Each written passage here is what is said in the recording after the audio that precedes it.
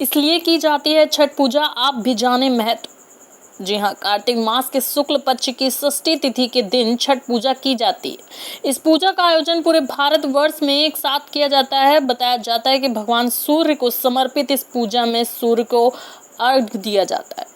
पूजन में शरीर और मन को पूरी तरह साधना पड़ता है, इसलिए इस पर्व को हठ योग भी कहा जाता है। छठ पूजा क्यों की जाती है, इसको लेकर विद्वानों के अलग अलग मत हैं।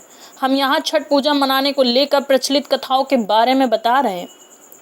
भगवान राम ने की थी छठ पूजा।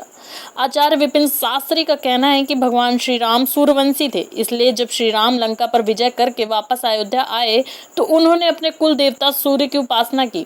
उन्होंने देवी सीता के साथ षष्ठी तिथि पर व्रत रखा, सरयू नदी में डूबते सूर्य को अर्घ्य दिया।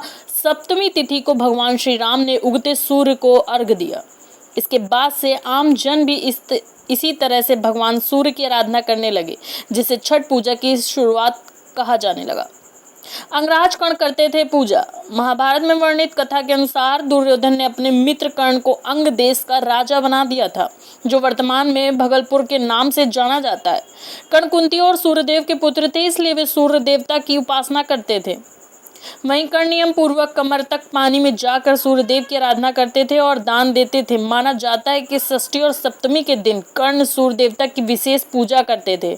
अपने राजा की सूर्य भक्ति से प्रभावित होकर अंग देश के निवासी सूर्य देवता की पूजा करने लगे। धीरे धीरे यह पूजा पूरे क्षेत्र में की जाने लगी। संतान प्राप्ति के लिए होती है यह पूजा। पंडित दिनेश दुबे ने बताया कि साधु की हत्या का प्रायश्चित करने के लिए जब महाराज पांडु अपनी पत्नी कुंती और माद्री के साथ वन में दिन गुजार रहे थे, उन दिनों पुत्र प्राप्ति की इच्छा से महारानी कुंती ने सरस्वती नदी में सूर्य की पूजा की थी। इससे कुंती पुत्रवती हुई, इसलिए संतान प्राप्ति के लिए छठ पर्व का बड़ा महत्व है। कहते हैं इस व्रत से संतान सुख प्राप्त होता है। वहीं जब पांडव राजपाट गंवाकर वन वन भटक रहे थे, तब भी द्रौपदी और कुंती ने छठ पूजा की थी।